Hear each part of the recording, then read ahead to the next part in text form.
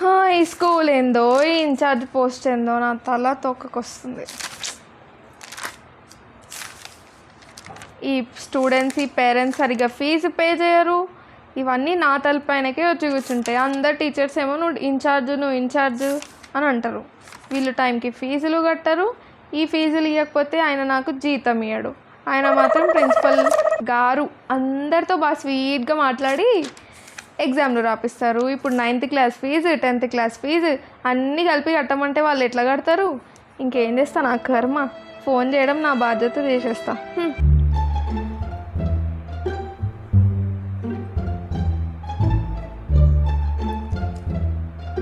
ఈ దివ్య పేరెంట్స్కి కాల్ చేద్దాం. వీళ్ళు ఫోన్లు కూడా లిఫ్ట్ చేస్తారు.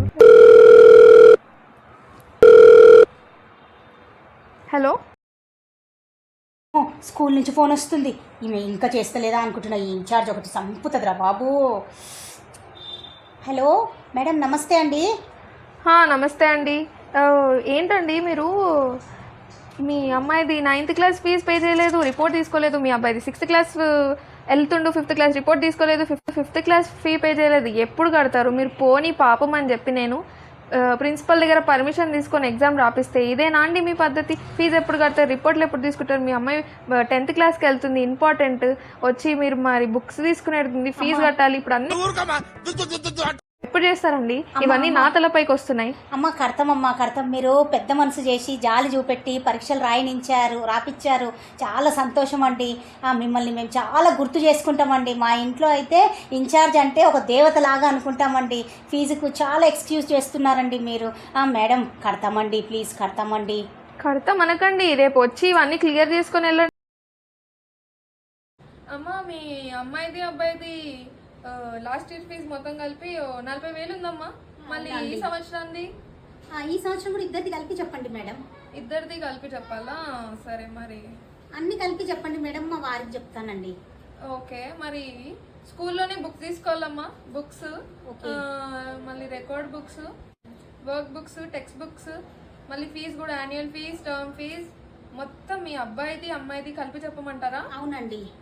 మీ అబ్బాయిది అమ్మాయిది మొత్తం కలిపి 79,999 రూపాయలు, ఇంక్లూడింగ్ పిక్నిక్ అండి. మీ ఇద్దరు అమ్మాయి. ఓకేనండి, మా ఇంట్లో చెప్తానండి. ఓకే, కొంచెం రేపు వచ్చి రిపోర్ట్ చేయండి. అలాగే. ఓకే. అసలుకి ఎసరు లేదమ్మా అంటే పెసరపప్పు వేసి ఉండమ్మా అన్నదండి. అట్లుంది దీని కథ. ఈడ ఫీజులకు పుస్తకాలకి ఎట్లా కట్టాలరా బాబు అంటే ఎప్పుడో తీసుకుపోయే పిక్నిక్ పైసలు కూడా ఇంట్లోనే పెట్టి. ఇన్ఛార్జ్ మేడంకి కాల్ చేద్దాము. ఇన్ఛార్జ్ మేడంకి కాల్ చేసి కొంచెం 10th క్లాస్ది ఫీజు ఏదైనా తగ్గించమని రిక్వెస్ట్ చేద్దాం.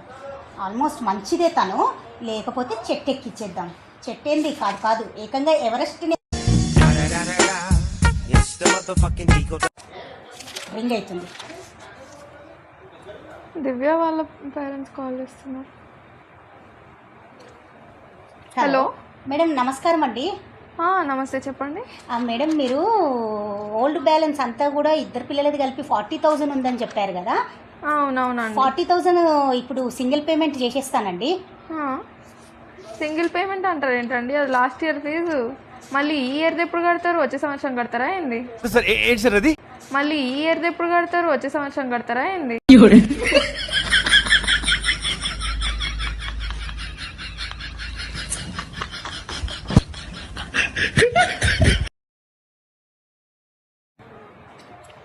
మేడం, కొంచెం ఇప్పుడు న్యూ ఫీజులో ఏమైనా కన్సెషన్ చేయండి, ఇవ్వండి మేడం, పెద్ద మనసు చేసుకొని.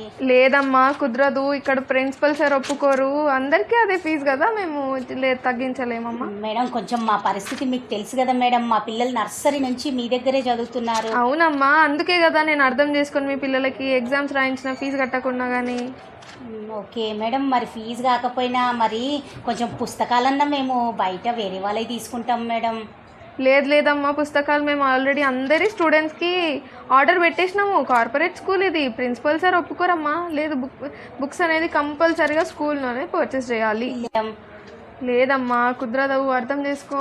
అమ్మా, నువ్వు చెప్తే వింటాడమ్మా, ప్లీజ్ మేడం. ఒక్క మాట చెప్తాను, నా మనసులో ఉన్న మాట. స్కూల్కు ప్రిన్సిపల్ గారు దేవుడైతే ఇన్ఛార్జీలు గుడిలో పూజారి లాంటి వారమ్మా.